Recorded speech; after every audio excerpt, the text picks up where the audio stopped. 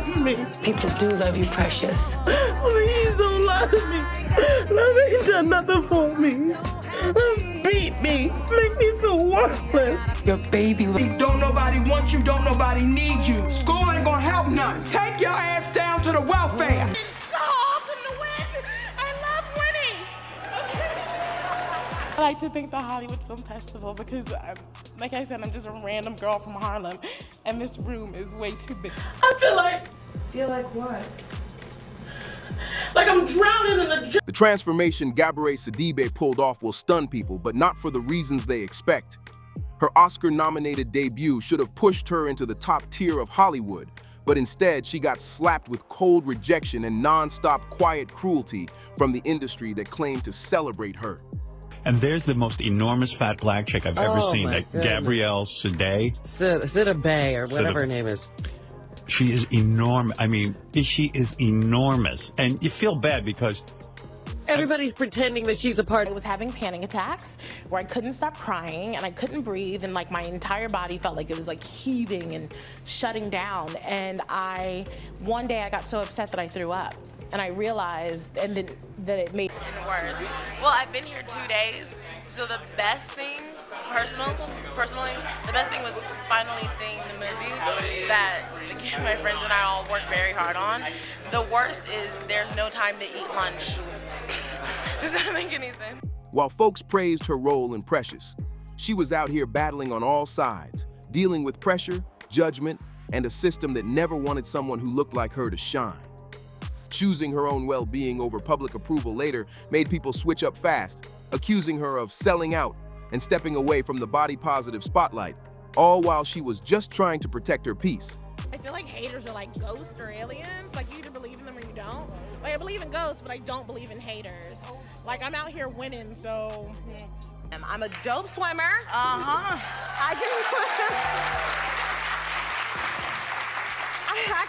That's how I work out. I can swim 46 meters? Wow. 46 meters in 20. Gabourey Sidibe came into the world on May 6, 1983, born in Brooklyn's Bed-Stuy, a neighborhood that taught her real quick about survival and how easy it was for people to act like someone in her body didn't deserve space. Growing up as a black girl in a bigger body meant dealing with strangers who felt bold enough to comment on her existence like it was theirs to judge. Her own father used to call her fatso, not as a joke, but like it was the only thing worth mentioning about his daughter. On top of that, the expectations from her family's Senegalese Muslim background hit hard. She was pushed toward being the perfect wife, someone quiet, submissive, and thankful for any man who'd act like her size wasn't a problem. That kind of pressure followed her everywhere and shaped the fight she would have to take on once the world started watching her every move. People expected her to just find someone long enough to marry her, like that was her whole purpose. Between her family's expectations and a culture that couldn't stand bigger women, Gabourey grew up carrying battles that crushed her confidence and later pushed her into a hospital bed where doctors warned her she was slipping away, but she was building her armor at the same time. 16, you're still in junior high school, and you're pregnant with your second child. Aries, something you do well? Nothing. Everybody's good at something.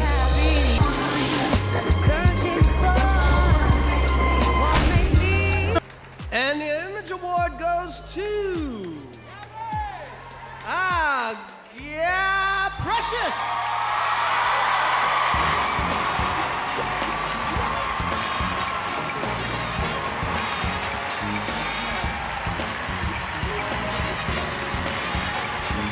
The kind fat black girls craft just to survive. She got funny, quick, and bold, cracking jokes on herself so no one else could try it first. I was young, and I really didn't understand the gravity of what I was doing. Right. Yeah, and eventually I figured out they couldn't fire me, so I could do whatever I want. My therapist says it's a problem, but I do look at that movie as a comedy, and that's a me problem, I know that. Brandon, he be fighting with these trolls. Like, he go to war for his wife. How does that make you feel? You know, I deserve it. That's right. If folks hated the space her body took up, she made sure her personality took even more. She went to community college, worked as a receptionist at a health clinic, and lived a quiet life that felt safe but small. She wasn't trained in acting, had no Hollywood plug, nothing. Everything around her told her she was just another face people forgot, but she was wrong, and learning that came with a price. In 2008, she spotted an open casting call for a movie called Push, based on Sapphire's book about a Harlem teen surviving brutal trauma.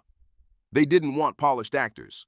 They wanted someone real, someone whose pain didn't need acting because it was already sitting on their shoulders. Gabourey landed the role of Clarice Precious Jones, and everything flipped fast. When Precious hit the 2009 Sundance Film Festival, the reaction was instant.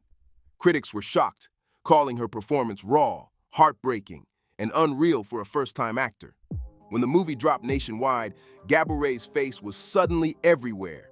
She was on magazine covers, red carpets, interviews, all of it. We were going to get our nails done, and right before we left the house, like one of the guest rooms, the light was on and I went in to turn it off, and there was a big, like, will you marry me, balloons, rose petals. This was 3 hours earlier than it was supposed to. The thing about weddings is I don't like them. I don't like them. Here's an example of how much I don't like weddings. I'm actually married. We got married over a year ago. Oh my God, is that true? At just 26, she went from a health clinic receptionist to an Oscar nominee standing next to Meryl Streep, Helen Mirren, and Sandra Bullock. But Hollywood wasn't ready for a Cinderella who was fat, dark-skinned, and not about to act overly grateful for crumbs. The backlash hit instantly. Howard Stern went on air saying her size meant she'd never work again, calling her nomination a fluke and claiming she'd end up back at her old job within a year. That Oscar nod should have launched a huge career, but instead, it kicked off a long fight just to prove she belonged. And behind all the lights and applause, Gabourey was still wrestling with the same battle she'd carried since childhood, the fight with her own body and the pressure people dumped on her for simply existing. In her memoir, This Is Just My Face, Try Not to Stare, Gabourey revealed she struggled with bulimia in college, forcing herself to purge after meals just to feel some control.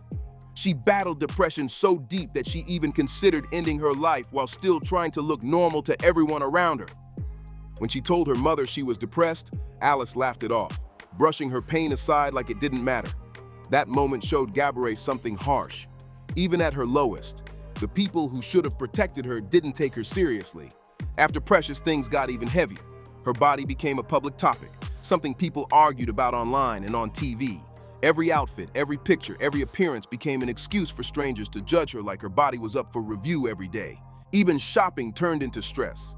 In luxury stores, she'd get followed, stared at, or treated like she didn't belong. At a Chanel store in Chicago, a saleswoman actually tried to push her toward another shop, assuming she was confused. The woman only changed her attitude when customers recognized Gabourey as an Oscar nominee, proving that fame can pause prejudice for a second, but it can't erase it. In her memoir, Gabourey admitted, "I was in a war with my body for a long time." She said if she had cared for herself sooner, she wouldn't have spent years hating the mirror. That battle drained her. She kept gaining weight, eating to deal with stress, then blaming herself, then eating again just to quiet the guilt. It became a non-stop cycle she couldn't escape. But underneath the emotional chaos, something even more serious was happening. Something that would force her to make a choice people didn't expect her to face. A choice between the body-positive image everyone pushed on her and the medical truth that was putting her life in danger. In 2016, everything changed when she was diagnosed with type 2 diabetes. Her brother Ahmed got the same diagnosis, showing there was a genetic piece, but also confirming that the habits and patterns in their family had finally caught up. This wasn't just about blood sugar, it was a reality check that her body was breaking down. The same weight she fought to accept and defend was now threatening her life in a way positivity alone couldn't fix. She told People magazine, "I just didn't want to worry. I genuinely would worry all the time about losing my toes." That diagnosis snapped everything into focus. She needed real medical help, and she needed it fast. So in May 2016, just weeks after finding out she had diabetes, Gabourey went through laparoscopic bariatric surgery. The procedure removed around 80% of her stomach, forcing a completely new relationship with food and how she lived day to day. But the decision wasn't just scary. It was emotionally heavy in ways people don't understand. Gabourey had become a symbol of body confidence for a lot of fat women, especially fat Black women who rarely saw themselves represented in media. Her boldness, her self-love, her refusal to shrink herself, All of that made her an icon to people fighting size discrimination and diet culture pressure.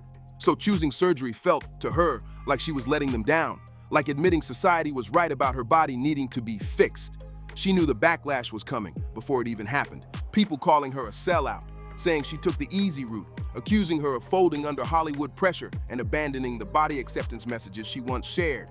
And just like she feared, the judgment rolled in. From strangers online and even from people inside the body-positive community who claimed her choice was a betrayal. After surgery, Gabourey's body started changing fast, and it felt freeing and scary at the same time. She was losing weight steadily, her diabetes was finally under control, and she could move without the constant pain she'd been carrying for years. She was swimming, training, following a planned-out nutrition routine, and learning what it felt like to live in a body that wasn't fighting her every day. But of course, the internet had something to say. The internet always has something to say about women's bodies. Some people praised her weight loss like it proved she was finally healthy, acting like her old size was automatically a problem. Others, including people who used to support her, claimed she betrayed them by not staying fat and proud.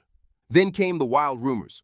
Clickbait articles mixing her up with other black women, slapping random weight loss photos on her name, and sensationalizing her journey in ways that erased the real story she was trying to tell. A story about health, survival, and self-acceptance at any size.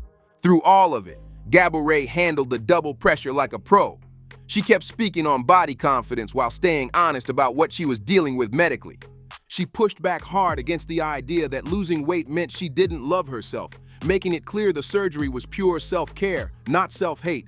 Gabourey reminded everyone that her body was her responsibility, not Hollywood's, not the internet's, and not any movements.